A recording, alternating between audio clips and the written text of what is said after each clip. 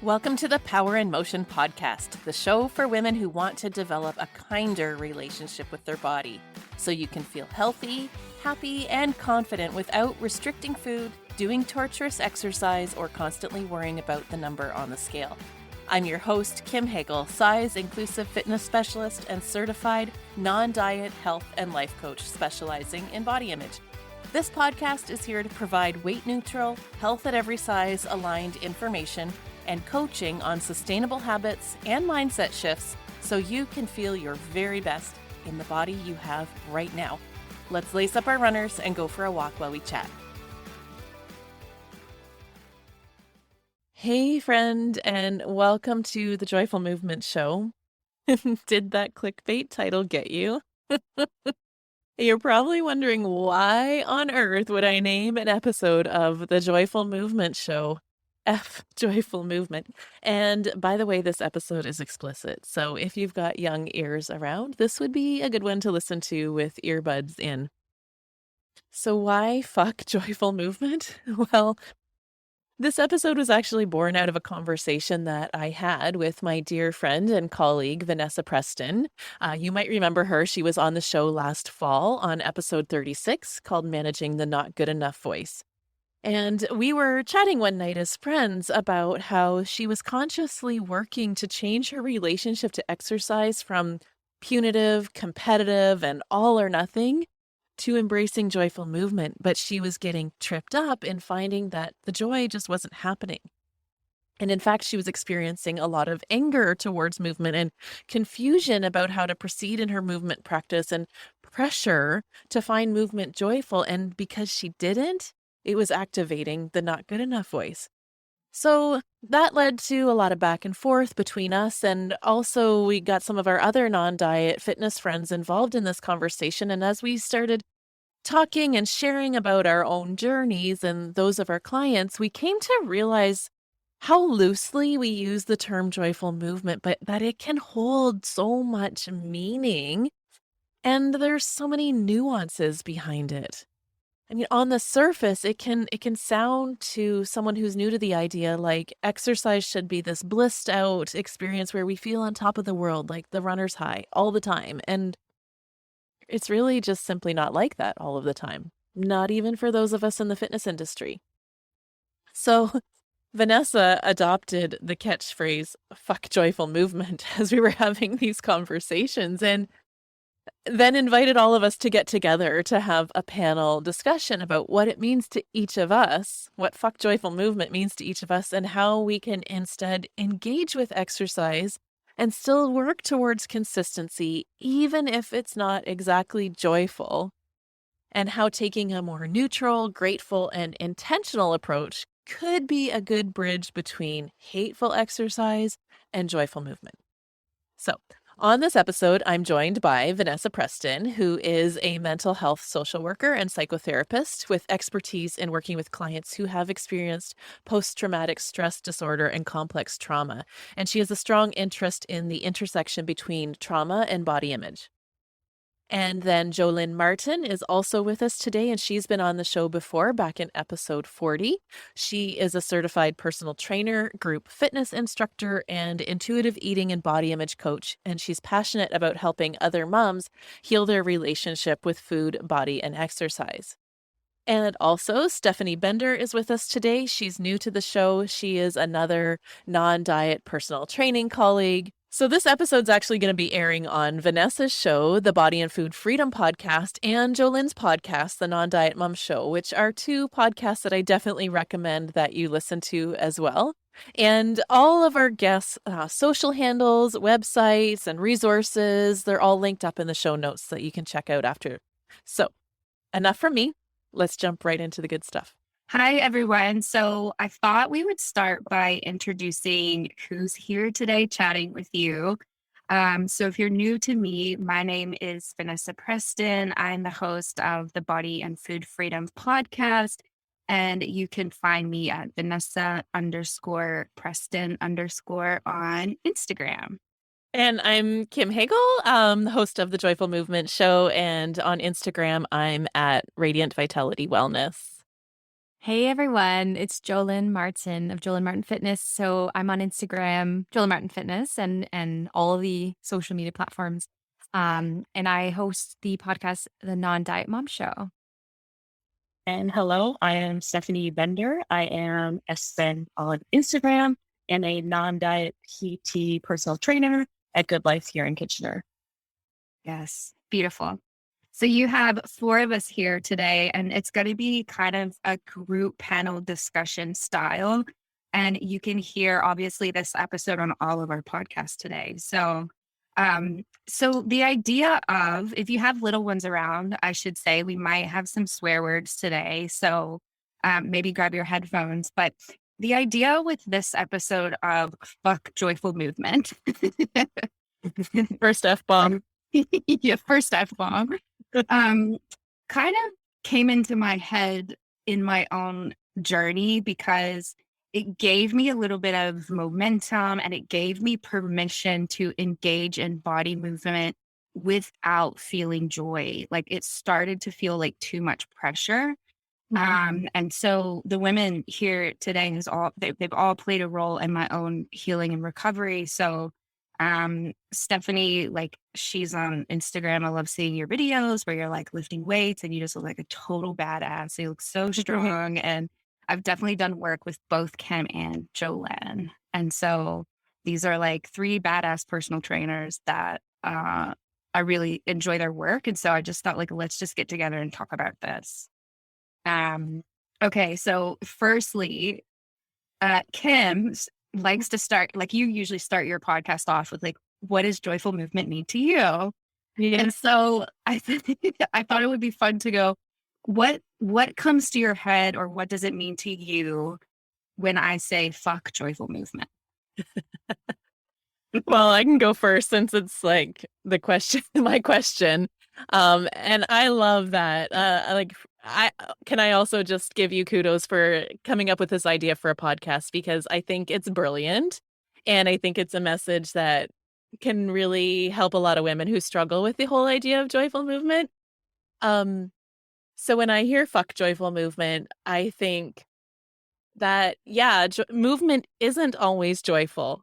And not even for those of us who are in the industry of movement, right? There are times where it's not this, or there can be this connotation, I guess, with the whole joyful movement idea that it's this blissed out nirvana experience where you're like having that runner's high phenomena all the time, every time you move your body, and that should be the goal of movement. And if we're not getting that, then we're doing something wrong. And like you say, there can be all of this pressure. So yeah, I am looking forward to the opportunity to dismantle that and kind of take the pressure off because that's when there's pressure, like we're getting further and further away from joy. I loved what you said with that, Kim, too, and how we can get into an all or nothing mindset even when it comes to joyful movement. Because, on the other spectrum, it's almost like we've just flipped the table and there's almost this like toxic anti-diet culture now happening here where it's like it's all about, it has to be yoga or like gentle movements, you know, eating donuts and not eating like salads. Like it's almost like this opposite thing going on. And what we're trying to do is ditch that all or nothing mindset on both sides, right? So yeah, I don't know. It's so true. And I think like, when we think about rejecting the diet mentality, it really is trying to release ourselves from that perfectionism mindset or that all or nothing thinking, like you said. And if we're not careful, we can move, I think, into this, like you said, toxic positivity sort of place. Mhm. And so when this phrase came into my head, like I said, for me, it gave me permission to move my body and actually accept what emotion was present at the time Mhm. rather than I'm doing this wrong because I don't feel joy, or maybe this isn't for me because I don't feel joy. And something, with this idea is we have this body image spectrum, right? Where it's kind of this body violence, body hatred. And to jump to body acceptance, body love, body respect. It can feel so far out of reach for women, especially when there's eating disorder background or trauma. And I thought like exercise is kind of the same, it's like we cannot move. This is just not how us humans work. We cannot move from a place of exercise hate or just total avoidance of it to joy. That's just not how we work. And so this idea of fuck joyful movement to me is almost moving towards like exercise neutrality for a little while. Mhm. Yeah. Love that. I definitely agree with that part of going from that hatred to neutrality. I love it. And I see it almost in a way of sport. My background exercise wise is a little bit more sporty. So I'm thinking of people searching for joyful movement in relation to a sport. Sometimes people start a sport and they don't think, wow, like this is so fun because you have no skill at it, right? So it's building up the skill to see if you can even find neutrality in it or to find joy in it. You're not going to know if you like this thing by trying it once, right? What do we say to kids? You don't just try something once. It's that continuous repeated practice of like, okay, do I like this? Is this something that does bring me joy when I start to get the movement, the flow of what's happening? So I love that. I loved what you just said, Steph. And something that came to my head is, one of the things I talk about with clients in my group, and I know all of you talk about, is like, what movement did you enjoy or like as a child before diet culture stole that, And when you said that, I was thinking like, yeah, because when I first rode a bike and then like fell over and scraped my knee, I wasn't like, that was awesome. Let's do it again. It was like this whole process of, trying again and being compassionate and being curious and then giving myself space to learn and see how it feels. So that what you just said, I love it. Mhm. Yeah. But there's a lot of messaging in our society that it's like, it's not okay to be a beginner and it's not okay to make mistakes. So that leads to the whole belief that I should be an expert when I start.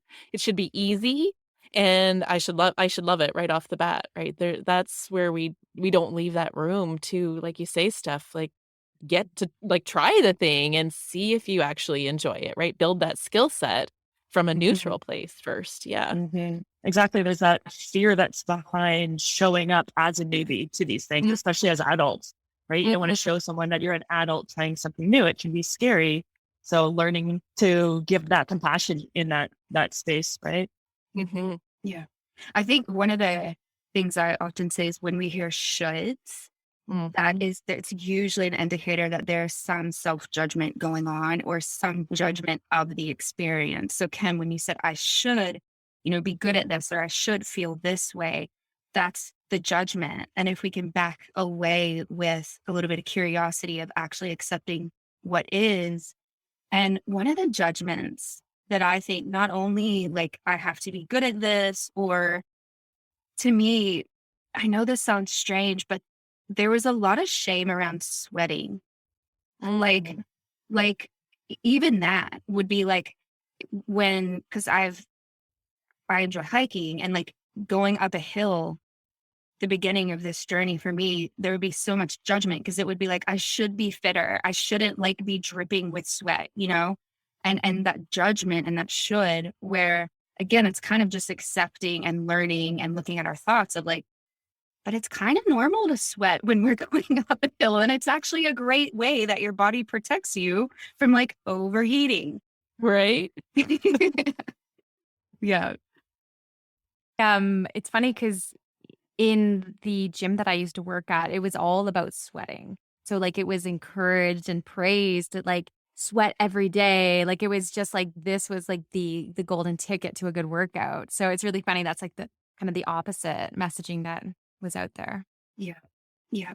No pain, no gain, Yeah. Yeah. It also just kind of goes to show that how our perspective and our beliefs about ourselves and our beliefs about exercise can shape where that self-judgment comes in, right? Because like you say, Jolene, if you're deep in fitness culture, then yeah, sweating is like a badge of honor and getting out of breath is like something to be proud of. It means you're pushing yourself. But I mean, I've seen lots of clients who really judge themselves when they get out of breath or when their body hurts, or when they sweat, and they think that this means I'm out of shape and I'm not good enough and I can't do these things and therefore I shouldn't continue. It's all that perspective and what we bring to the fitness environment. Even with yoga, it's something that's really supported me like emotionally and mentally. And when I say yoga, it's so easy to think of it in diet culture style of like I have like expensive Lululemon and I have like the cutest mat and I'm in a studio and we're all just like thin and white and doing everything perfectly, right? Not my style, not reality, but I like roll up with like dirty t-shirts and shorts and like no bra and I'm like on my living room floor and I can't find my mat, so I'm just doing it on a rug, so it's like kind of giving us ourselves permission for it to be outside of that like perfection, that like that narrow view of what we've been taught, and even the judgment thing of, and I think this is what helps us move towards neutrality is like, tell me if you guys have been here, but being in a yoga class, especially where there's other people around you and they're like, and if you want, you can like add this part. For me, in my diet culture days, I would add it even if it hurt, even if I knew my body didn't like it, because I felt like I have to do it and I have to squeeze and I have to tense and it has to be intense, Um, where again, it's just coming back to permission to engage with it in a way that suits your body best at that time. And that's probably going to change each day anyway. Yeah. It's hard to honor those needs in the typical fitness environments the way that they're set up right now to be so competitive and judgy, right? And I think the landscape's changing a little bit in that regard. I don't want to paint everybody with that brush, but I've certainly felt that need to compete and push myself to make sure that I measure up with everybody else in the room. So you're not alone in that. I think that's why I love having you all on and finding out who else is in the non-diet space, because it really is a whole different mentality of engaging with body movement. Because yeah, I still wouldn't go to a gym, I don't think. I I do lots of work in my my husband is just like a fix-it man. He's just like Bob the Builder over here. So he has like over COVID just created this gym space in the garage. Um, Very privileged to have that, but that's what's there. So even where I'm at in my own journey, I'm like, I don't even know if I could step into the gym space yet because of what you just said, Kim. I don't Mm, want the signs about my pre-baby body. I don't want the signs of the weight loss challenge. I don't want a trainer yelling at me to make up for what I ate on the weekend. mhm, Yeah, I'm in a commercial gym space and hearing it is challenging, right? It's also a great space for me to educate other coaches on how to look at things differently. So I see it as challenging, but also like a great opportunity to just spread the message. How receptive do you find that, just kind of in general, that people at the gym are to that message? Um, when you can, speak to people about how movement makes them feel and how that's really like the important piece, and they get it, like they can kind of flash back to moments of joy that they have felt with movement, and maybe not moments of joy, but like understanding how they felt when moving their bodies. There is receptiveness. There is also people who are just purely there just to change the aesthetics, right? So there's a combination for sure. Yeah.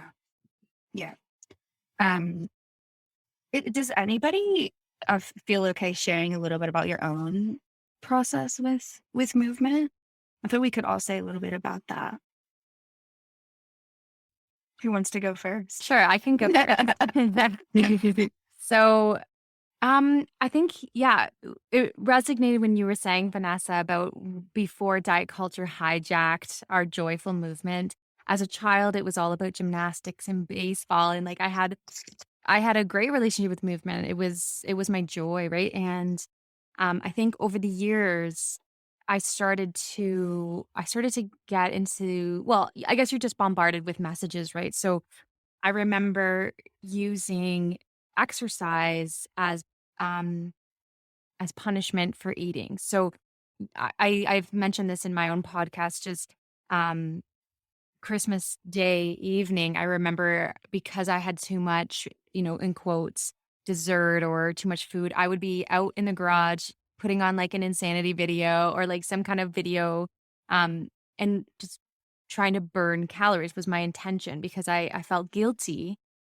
And so exercise for me for many, many years was guilt driven, shame driven, very much a punishment mindset that if I didn't do this, then, you know, I'm the worst thing that could happen to me would be keeping weight on. That was like in my head, that was the worst thing.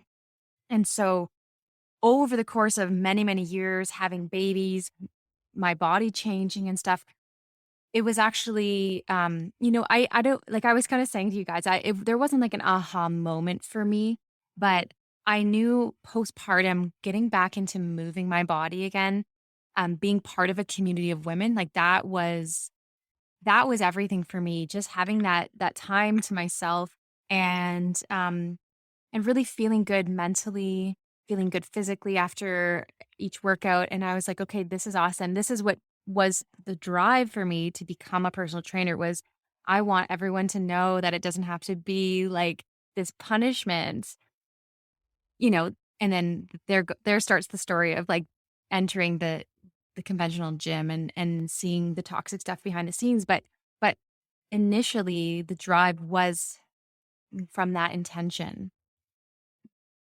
Yeah.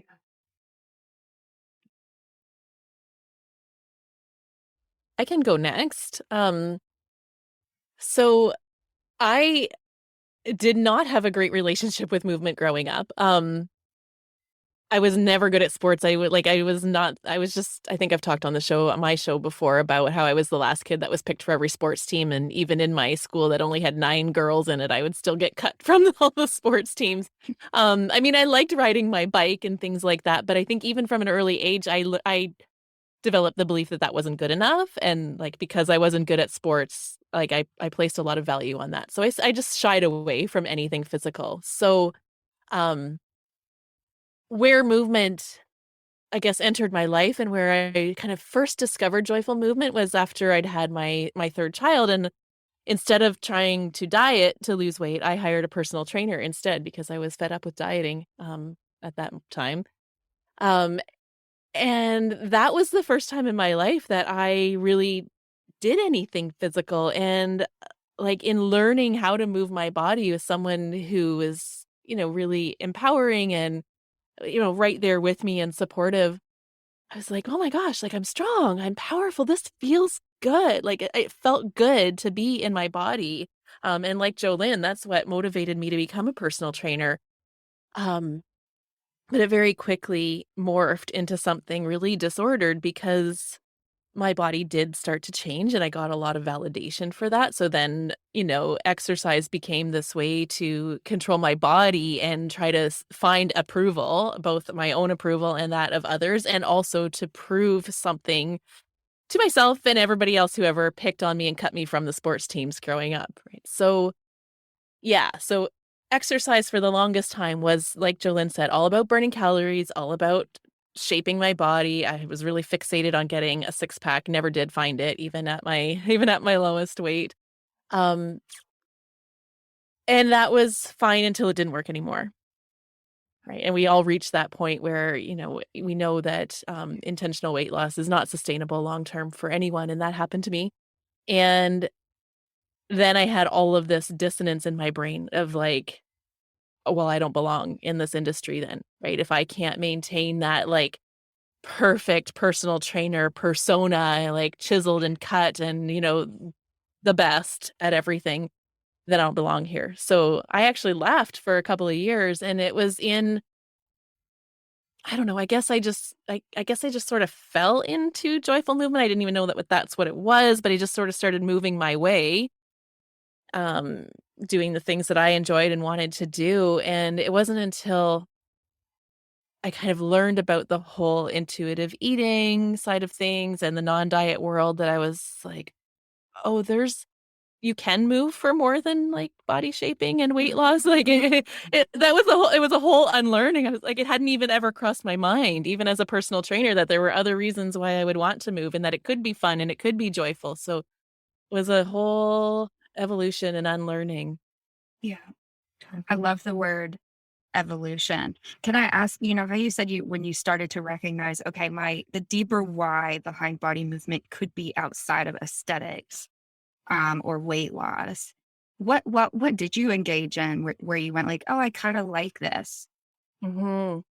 It took a while. Like there was a long period there where I was not very active because I couldn't kind of disconnect my why from burning calories. And so I kind of took the approach that like if it's in my brain that I'm doing this workout for calorie burning or weight loss, I'm just not going to do it. Like so I shied away from a lot for a while, but then um gradually started doing things because I realized it was a great way to clear my mind, right? So exercise became about not exercise, movement in general became about like having time to myself, being in my body, clearing my head, like um and I found that like I would have this clarity of thought after I moved my body that I might otherwise not have, right? I'd try to sit down with my journal and figure out what was going in my brain and I couldn't do it. And then I'd go out for a walk or a run and I'd come back and like, oh, everything makes so much sense now. Yeah. That was Yeah. my yeah. So that's my big why for movement now. Yeah. And I think that space, this is where the fuck joyful movement I hope can be helpful, because that space between recognizing the way I'm engaging in this is not working for me anymore, Mhm. to that space of I enjoy parts of this, or it helps clear my mind, or it reduces stress, or I actually have that longing. I like how you talk about Kim craving movement. Mm. That space between those is where I want to invite women and Mm. give them today some ideas of like, how do you navigate that space? Because I don't see it talked about enough. It feels like diet culture movement, or the other side of the spectrum of like intuitive eating, joyful movement. And so Mhm. that's kind of like, and something you said is like, and in my own is permission to not do it. Yeah. Like it, and that, like that part in that space for me was so stressful Mm. for a while because of my internalized fat phobia, because of some other fears and anxieties. So, but I think the more work I do in this area from like the mental and emotional perspective, especially, is permission to not. And sometimes just releasing that pressure means we're probably more likely to engage in it. Well, yeah, and it's in that permission that you rebuild body trust, right? Just as we have to do with our relationship to food, like when everything's always been micromanaged and you follow a set of rules and you distrust your hunger and fullness and satisfaction cues, we do the same with movement and we engage in it for all the wrong reasons, right? So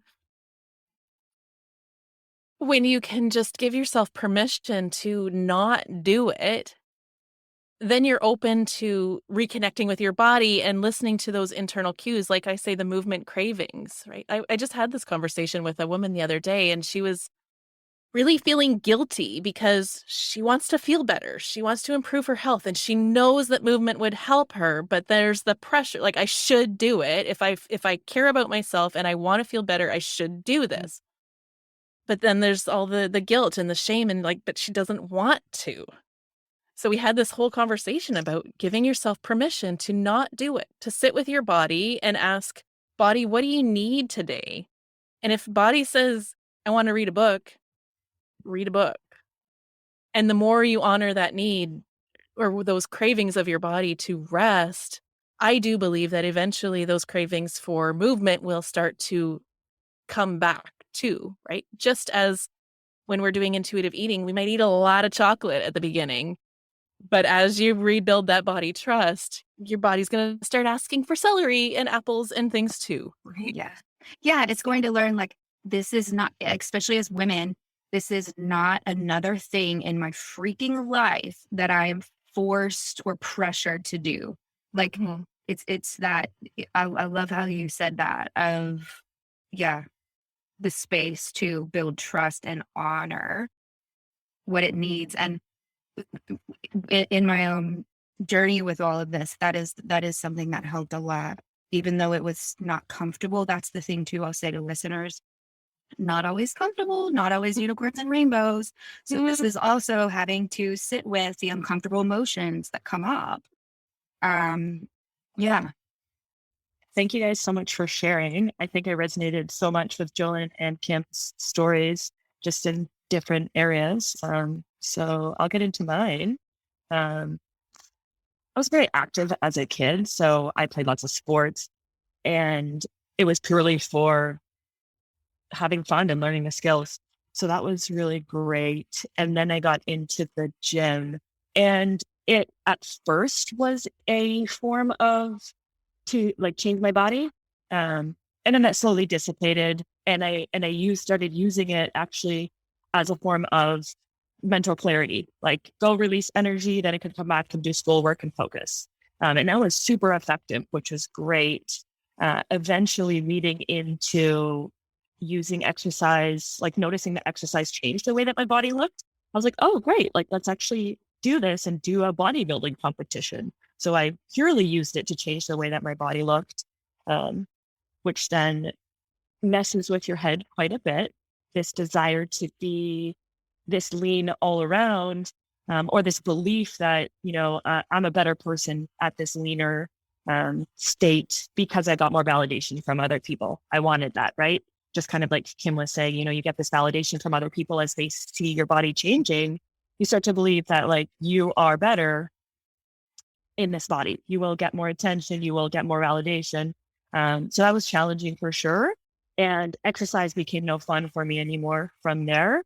And so I had to find another way of how can I be consistent with this? Because the reason was to still change my body. Like I still wanted to change my body, but I shifted towards strength training.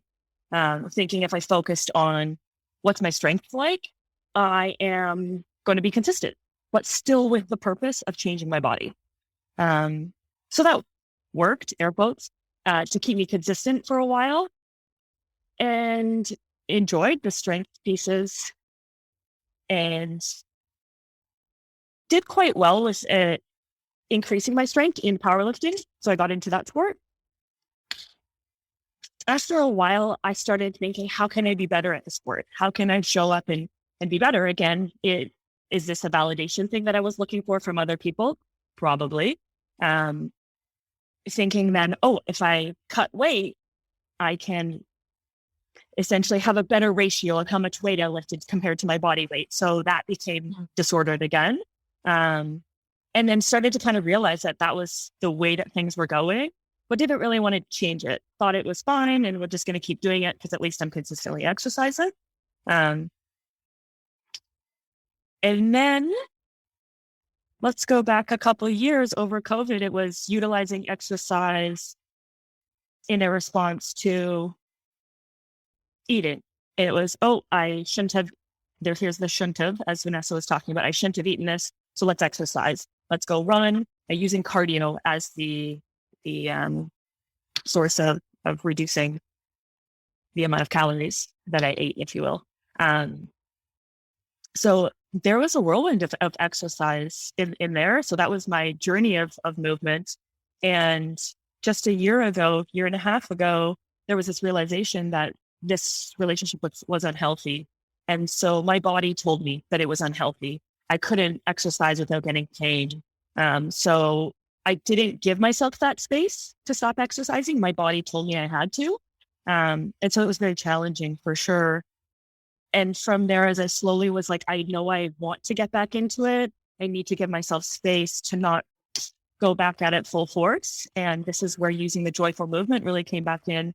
And I started playing hockey again. I started playing basketball again, stuff that I stopped doing when I was going to the gym because I believed the movement needed to be in the gym.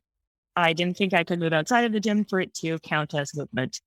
So started bringing that back into life, more of the sporty stuff that I used to do as a kid, and then slowly got back into the strength training purely for mental health reasons of the way that it makes me feel and how productive I can be after that movement.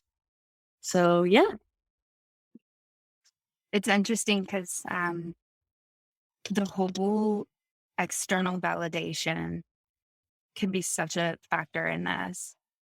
I think at least a couple of you mentioned that and that's the tricky part is we can be almost like socially rewarded for disordered eating or disordered movement. Yeah. And so when we're talking about unpacking this a bit, it really is reflecting on that need for external validation. And that's been pretty freeing for me of learning to let go of that. Not an overnight process. I still want my husband to tell me I'm hot, but it's but it's like, but still kind of thinking of like whose opinion actually matters. And yeah, and you know, something like I was thinking in my life, exercise was so closely linked to shame and failure. Like it was so wrapped up. Like I should say as a child, I was like played sports, I played basketball and softball. And I loved being like I was like the only girl at recess playing kickball with all the boys. You know, I really loved it riding bikes. But like I said, I feel like there was this point where diet culture kind of stole that from me. But the almost like the repeated this is what I see too of like we engage in something and then it like reinforces a core belief. And it's so heartbreaking. So it's like I've done another challenge and I failed in some way, which means I'm a failure. And it kind of just like this loop keeps going. And so I for me, exercise was so tied up with weight loss and even body image. You know how we say this, like body image is in your mind. It's not going to be fixed on the scale. But for a long time, I had that misconception in my head. So there were lots of times where I would be at the end of some challenge and kind of be going like, well, I'm at my smallest or near smallest, but it's still not good enough. And so exercise being a part of that whole cycle, this is why it was too tricky to go like, well, let's just enjoy something. And it made me so angry seeing people say that everywhere on social media, being like joyful movement, hashtag, you know, like peace sign.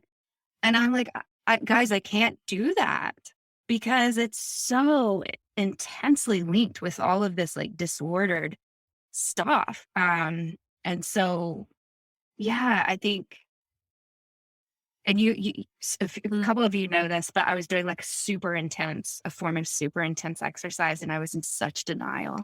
I was like, I love it. It makes me feel better. But I really, like, you peel back the layers, and it was like, this is about weight loss. This is about shame. This is about failing. Yeah. So I had to stop that. And that was very hard. I had to stop that form of exercise, give myself permission to rest, and then start to experiment. Like, experiment from a place of just curiosity. Like, I wonder what this class will be like, or I wonder what this YouTube video will be like, or I wonder what this kind of stretching feels like. And so, more curiosity for a long time rather than joy, you know? Jolene, did you have something come into your head? Oh, yeah. When you were just talking about being in denial, it made me think, and I don't know if you find this working with clients, Stephanie or Kim, when you ask someone what movement they enjoy, it's not as easy as a simple answer because people believe that something that they actually hate is something that they should be liking. So they'll say that they like that. And I even remember in my own life, when I was running for weight loss, and then a trainer told me, oh, running's not going to help you lose weight. Strength training is. And instantly I stopped liking running. And it's because I thought that I liked running because I thought I was losing weight doing it. You know what I mean? So I don't know if you guys have found that, but I find asking someone, what do you enjoy? It's not as easy as a simple answer. Mhm. I totally agree with you, Jolyn, on that. The denial piece that you said there, Vanessa, instantaneously, I thought about the Stairmaster. And I Have that. feel that thing like, I don't know, way too often. And it's like the best piece of cardio, air quotes over that, because like it's so intense. I haven't touched the Stairmaster since my joyful movement journey. And like I look at it and I'm gonna go, I'm gonna walk right past you. Like I'd rather do burpees. We're gonna hear Kim's story about burpees. Like, you're crazy. I love burpees. Like I love them. Like, but the Stairmaster, don't, no way, absolutely not. So funny. I think as well, Jolene, like how you said, you ask someone what they like to do. Yeah, they, like it's confusing. Something I like to ask my clients more so is like, what don't you like? Like, we're in the gym, we are in that setting. At the end of each program, like, I mean, throughout the program, I'll ask too, but at the end of each program, it's like, I want to know what you didn't like. Tell me what was, awful, or what just didn't, you didn't feel excited to practice. So I find it's a lot easier for people to find what they don't like than what they do like if there is that challenge within the movement. Yeah. When you were saying that, something that came to my head is in the therapy world, when I'm trying to suss out like what coping skills someone has or what hobbies, most women don't know because they are so up to their eyeballs with all the expectations that everyone has on them. They're meeting the needs of everyone around them and leaving very, very little time for giving themselves permission to engage in any sort of self-care or enjoyable activity. So I think this taps into what Ken was saying, Ken, with your client, of the bigger question for a little while. Like the umbrella over this can be like tuning into overall, what do I like and dislike? Because it's amazing how many adults don't know. So going like, well, I like reading, I like laying in my hammock, sort of honoring those. And then I think integrating movement into that, And taking the pressure off of like and don't like too. Like if you're not sure, Yes. like okay, how about neutral? Or how about just intentional? Like that's I feel like intentional movement is a great bridge towards or between hating movement and joyful movement. Like how can we just be intentional about it? Like how do you want to feel, or what are you looking to improve in your health or your functional fitness, and how can we be intentional about moving towards that? And if the joy isn't there right away, there's nothing wrong with that. And like you said too, Vanessa, like holding space for the anger. I wanted to come back to the anger. Like it's okay. It's a natural response to feel angry if your relationship to exercise has been disordered or punitive. So allowing that to be what it is, and also it can be an opportunity to channel it. Like movement is a great way to process emotions. So if we can just take the pressure off and let our body move the way that it wants to move. There's lots of great ways that you can channel that anger through movement, right? And when we tap into our body and become embodied, we can do that, right? Like our body will tell us what it needs. Like maybe you want to stomp around and like, or jump up and down or throw some heavy weights around or sprint down the street. I don't know, but there's like lots of ways that you can move that anger through, and it's okay to have that feeling. That is such a good point of helping it process emotions, helping it calm, the nervous system, relieve stress. With the idea of the anger, this is from Glennon Doyle's book, Untamed. And she talks about emotions being messengers. And I might read a little bit like an excerpt from that book, but especially around exercise and body movement, the anger is potentially letting us know that the way we've engaged in this is not consistent with our value system Oh. And there's something about maybe integrity in there. And I was thinking like anger is part of the grieving process. Like if you look at the stages of grief. And so I think even that of there can be grief in this of what's been stolen, how I've been conditioned to think about exercise, maybe there can just be grief. And part of moving through grief is allowing the anger. And so Glennon Doyle talks about almost like emotions being like a package delivered at your door. and and you can ignore it. And then you're gonna have a shitload of packages at your door that you're like, now this is a lot. Or, she talks about you can open the door and kind of be like, okay, what is this? Be curious about it. Even if you're not clear on the message, you can still say curious about what it is and acknowledge it. And that's part of processing the emotion of anger too. So it's kind of getting that physical movement, if that feels possible, but this like acknowledging it. This is what she said. So she says, anger delivers important information about where one of our boundaries has been crossed. Mm. When we answer the door and accept that delivery, we begin to know ourselves better. When we restore the boundary that was violated, we honor ourselves. When we know ourselves and honor ourselves, we live with integrity, peace, and power, understanding that we are the kind of woman who will be wise and brave enough to care for herself.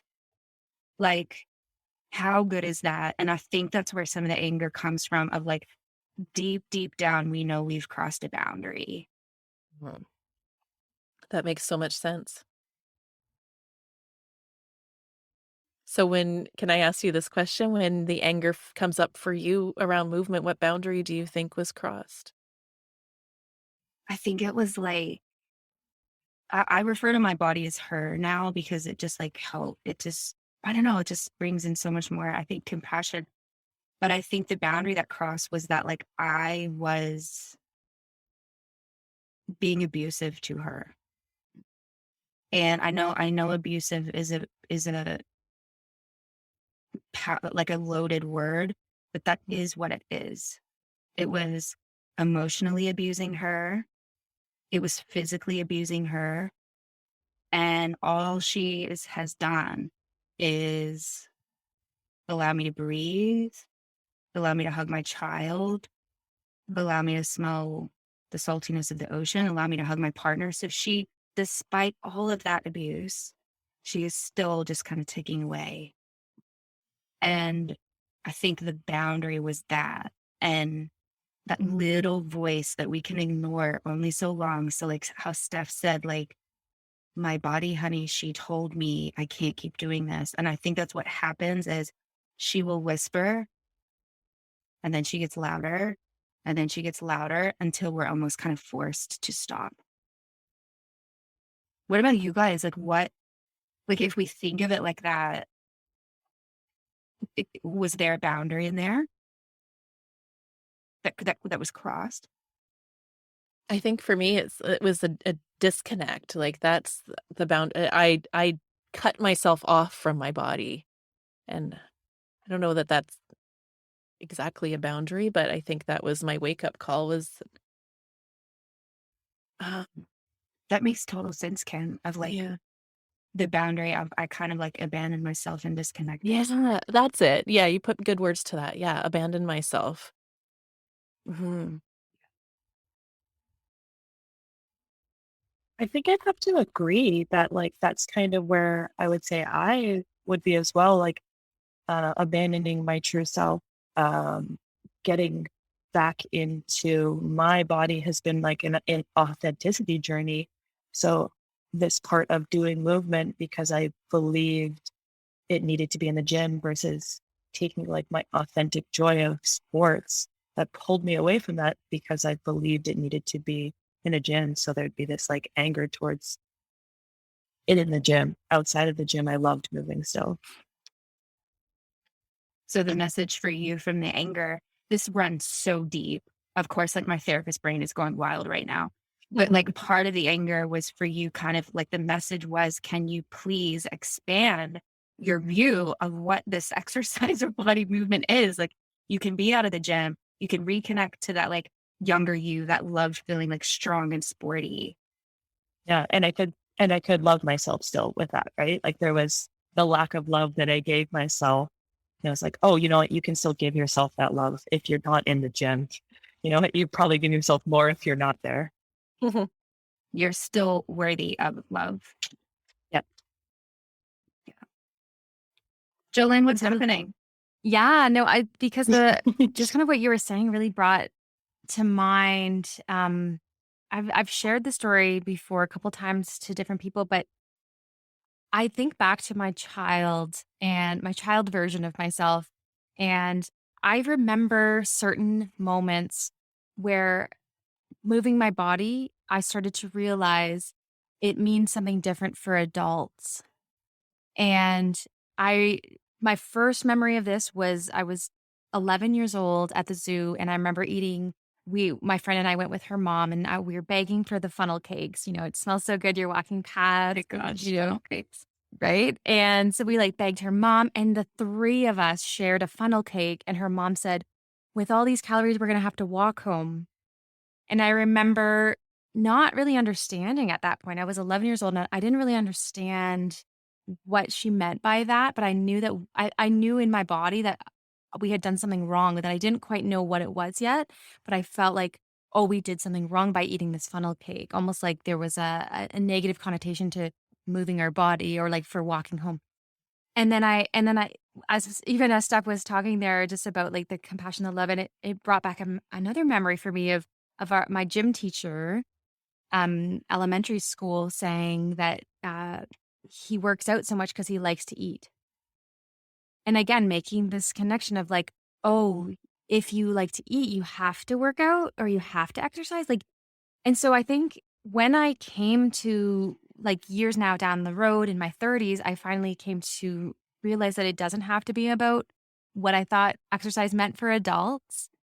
It's like I've come back to my child. I've come back to that little girl who loved to do gymnastics. And, I think about my own daughter, and I never want her to get this message that moving our bodies has to be punishment, or we have to do it to earn food. So I don't know what, maybe like maybe I'm not explaining what the boundary was, but it felt like a weight was lifted off my shoulders, being like, oh, I can go, like, I feel safe again. I feel like I can be authentic again. I can move my body and not think it's not, like you're saying, like it's not a gym. That's okay. Like I can move my body in other ways. That feels really good. I mean, that boundary to me is like so powerful because it is the boundary of like returning home to like little Joanne and being like, honey, we can reject these messages that we've been given and come back to our own truth. And, as I listen to you, to all of you talk, I was thinking joyful movement, like joy.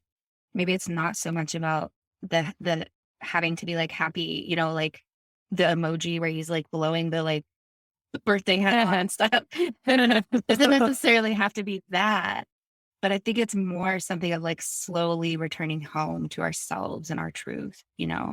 Um, and so it's something I wanted to ask, okay, so I think we've given through our own stories, ideas, but like, what are some ways you would recommend women who are going like, that is me, like what's helped in your own story, what you see helps your clients?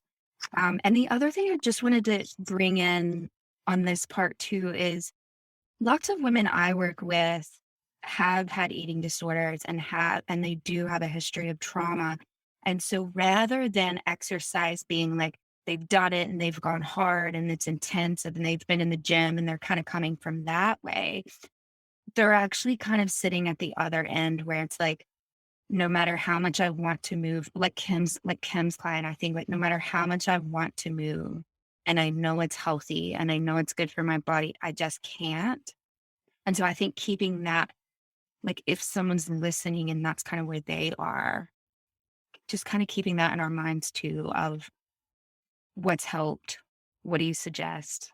It's a huge question, but yeah, does anything come up? Um, I think for me, like the practice of embodiment has helped a lot. Like that practice of reconnecting to my body. And that's the big thing I really try to teach my clients is I always give them 3 questions that they can do at the beginning of any movement session or just any time in general. But how do I feel today? And how do I want to feel today? And how could I move to get closer to that feeling? And then that goes back to that unconditional permission that any option is okay. I, And like expand the definition of movement to include rest and meditation and anything in between that and sprinting and heavy weightlifting.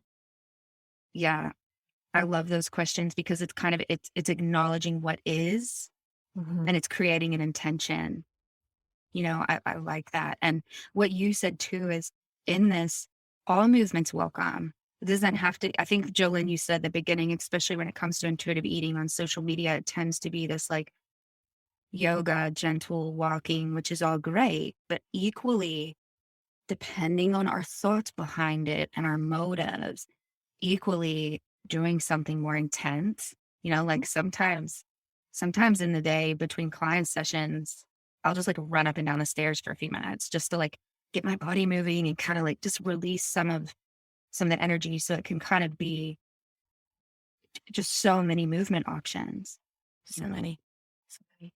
um, That abundance based mindset, right? Like we have to move out of this narrow focus of what exercise or movement needs to look like. It's an abundant way to move our bodies. yeah, I think from a mom's perspective, and I've heard this feedback from another mom client of mine, reframing that word. I know we've talked this a lot tonight. Personally, I use exercise and movement typically interchangeably, but that's based on my relationship with that word. But exercise for a lot of people has a very negative connotation. But I've heard from clients that just making that shift to the word movement was radical because as moms, we move all day long. We are moving up and down the stairs with laundry and, we're going to the grocery store and our body is getting movement and that's all our bodies need. Our bodies don't need exercise or this like, stereotypical idea of exercise. So I just wonder if people listening today can recognize that any type of moving our bodies, even if it's a stretch, is self-care, is health promoting behavior, like is, I love going to that benefit. because it's kind of coming from, it's not a deficit model. It's more like what movement am I already doing? And almost to me, like giving yourself recognition and recognizing that. So, like you said, and yes, especially the moms listening with little ones, like, my gosh, like it's just so much lifting and moving and jumping around. And Yeah. And I mean, going back to that whole mindset of sweat every day, like that was one that I wrestled with for a long time. And maybe this is too much information, but I don't sweat very easily. That's just my body. Everybody's body's so different. So for me, that was always like I didn't push myself as like I would have been at the end of like a Taibo workout and I would maybe not be sweating, but I'd certainly feel exhausted and I'd feel like because of that messaging that I didn't get enough of a workout. So even when I first learned this kind of concept, it was like, oh my gosh, like I don't need to earn this whatever idea or whatever belief I have about movement. I don't need to earn that because I am doing lots. My body's getting movement. Coming up and down the stairs. I have 2 flights of stairs in my house. That's a lot of movement. that is, yes, yes.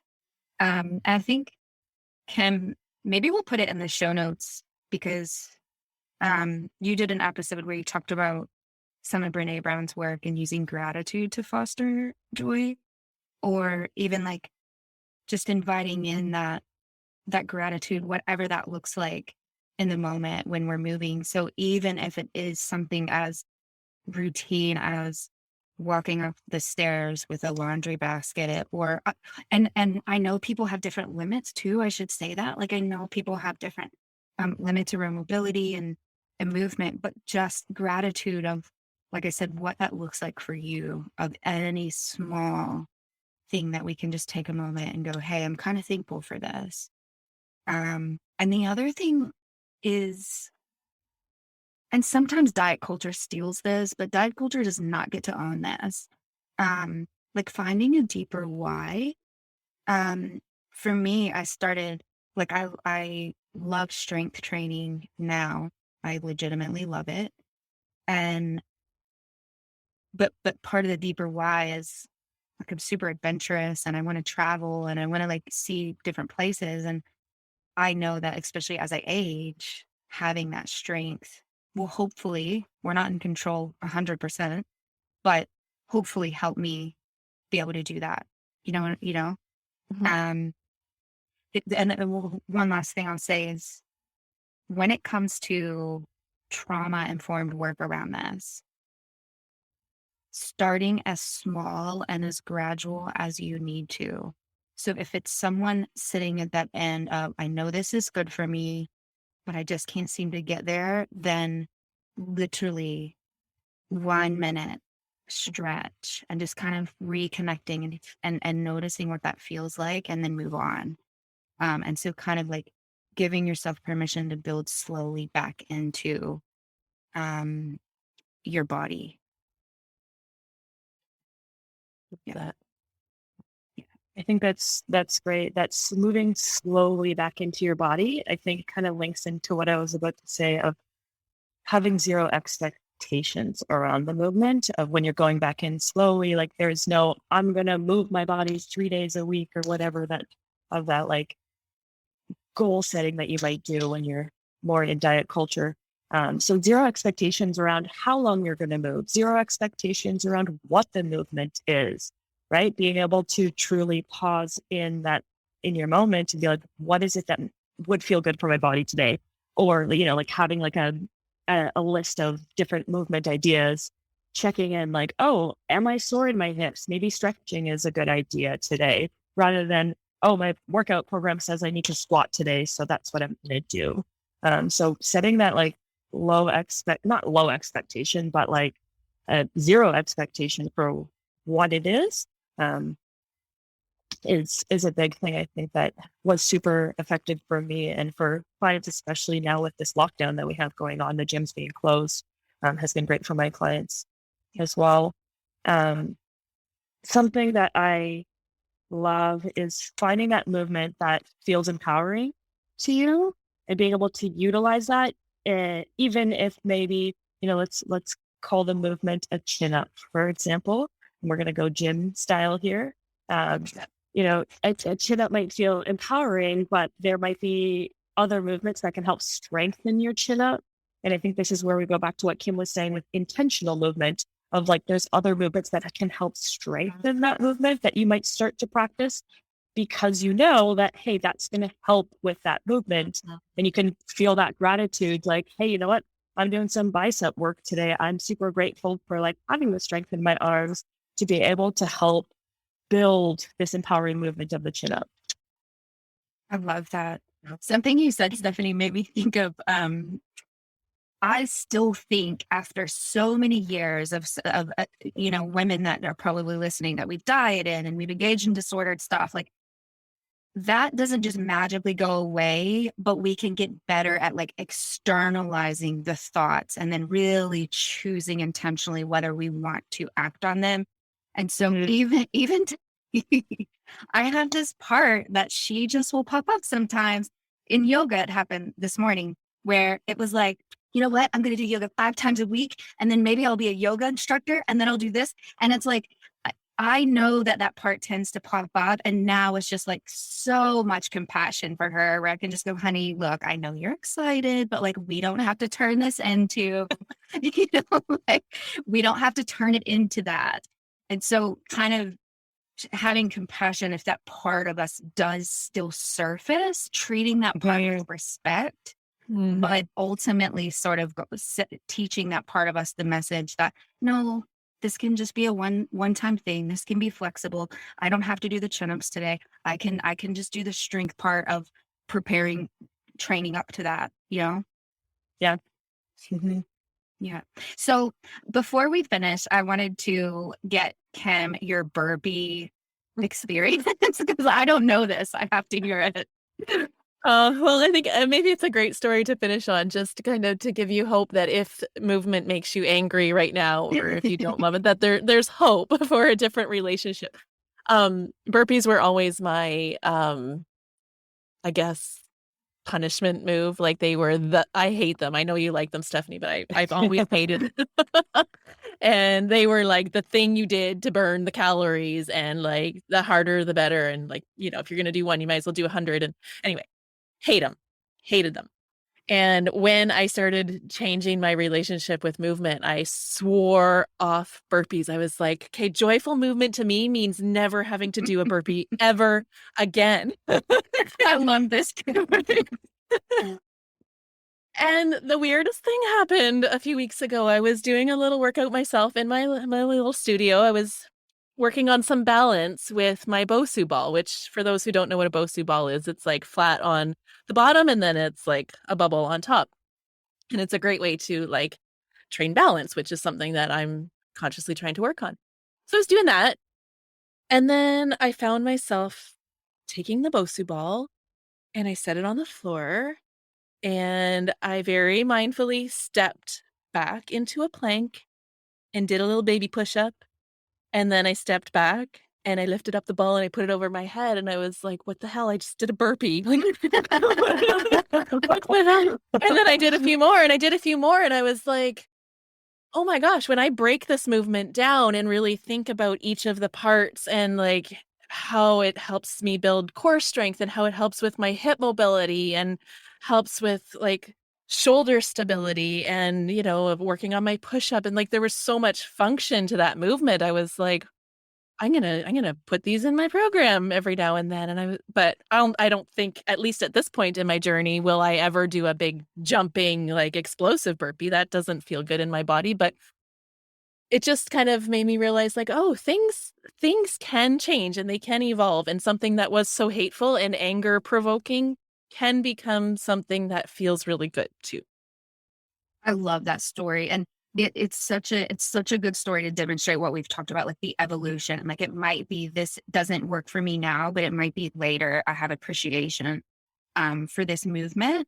And so something else is I just want to say is when you're learning about what works, what doesn't, what feels neutral, what all of this stuff we've talked about too, is thinking about the environment too. That can be important. You're probably like it will serve you if what we've said resonates to work with one of three of you, like what you do, right? Like this non-diet trainer who understands the stuff we're talking about, or thinking like, do I enjoy it more when I'm like with a friend? Is it more like a social connection thing? And so yeah, I love the burpee story because it shows that evolution. I can just imagine you doing that the first time and being like, what the fuck, Kim? I think I did say that. Yeah. Any last parting words? I just want to make a comment about the burpee story. I think that was great. I think we can look at it like you would never take a burpee, or you would think in a gym, you would never take a burpee and regress it like that. Right? Like you need to go hard. Right. And with permission comes this choice. You're able to break it down and like move it into something that is actually like pleasurable for you. So I think that is just so great to be able to look at, those movements we might not like, being able to say, no, never do it again, gave you that choice to break it down. So I thought that was awesome. Thank you for sharing. That's so important. Choice. We haven't even, I don't know that we've used that word in that way this episode so far, but yes, choice. We are grown ass women. We need autonomy and having the choice and honoring it. Jolynn. What were you? So one thing I wanted to mention, and I know we've kind of wrestled and tried to talk about this gray area between, you know, hating movement or, fuck joyful movement and then joyful movement and like, that kind of gray zone. One thing I wanted to mention, and this is even in my core value number 4, which I talk about fitness is holistic. I say that although finding joyful movement is essential, not all movement will be easy or comfortable. Self-compassion goes a long way when starting fitness routine and oftentimes challenging ourselves physically rewards us in other areas of life. And so I want to mention this one thing. And I was just having a conversation with someone about this recently.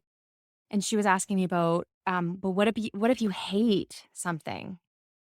And although everything we were talking about tonight, having space to notice that when you hate something, you often feel dread.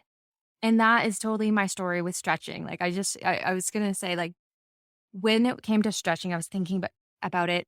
I would feel dread because all I would think is, oh, I hate, like, it's not necessary. I just want to get home, like after a workout or whatever. And so my relationship with stretching was so terrible, but then I would feel sore after. And I really had to be mindful about doing the mindset work to become somewhat neutral about it. Because when I think thoughts like now, stretching helps me feel better in the morning, then that creates an emotion of more neutrality. Like I don't feel dread when I think those kind of thoughts. Um, and then when I do it, although I wouldn't say I find joy in stretching, but I tolerate it so that I will feel better in the morning. Do you know what I'm saying? So I just wanted to kind of bring that to light, that concept, that gray area of yeah. Yeah, it's such an important thing. And you said the word tolerate. That is that is essentially what we're doing, is kind of like building our tolerance sometimes for discomfort, for emotions. But we certainly would be looking at, like, what stories am I telling myself about stretching, and can I slowly shift these with some intentional thinking? So it's such a beautiful point to bring up at the end of, like, that's something else that helps, is really looking at what stories, what thoughts you're telling yourself, and kind of leaving some space to shift to different ideas about it, like you just described with stretching. Um, if we're so I was thinking, if anyone has a couple words, that's great. I was thinking, I think this is like a nice point to finish up. And I know Kim is on holiday and she wants her Indian food, and hopefully it's there. It is. I can smell it. Kim's so hungry. She needs her Indian food. Um, Thank you. Yeah, this was fabulous. Thank you so much, you all. Oh, thank you for just suggesting that we do this. What a valuable conversation. Yes. Such rich conversation here. Yes, so good. Thank you so much, Vanessa, for having us on. Thanks for tuning into the Power in Motion podcast today. If you love what you're learning here, then I invite you to take the next step of embodying these concepts into your own life so that you can live your healthiest, happiest life and never again feel held back by your body. Coaching is the fastest, most efficient pathway to taking what you know in your head to actually applying it and seeing results. Whether you're looking to make changes around movement, food, body image, or all three, I'm here to help you nurture a kind, respectful, and trusting relationship with your body so you can feel your very best. Click the link in the show notes to book a free consultation, and together we'll uncover what's getting in the way of you having the results you want. You'll leave this call knowing exactly what you need to work on, and together we'll explore whether one of my coaching offers is a good fit for you. I can't wait to meet you.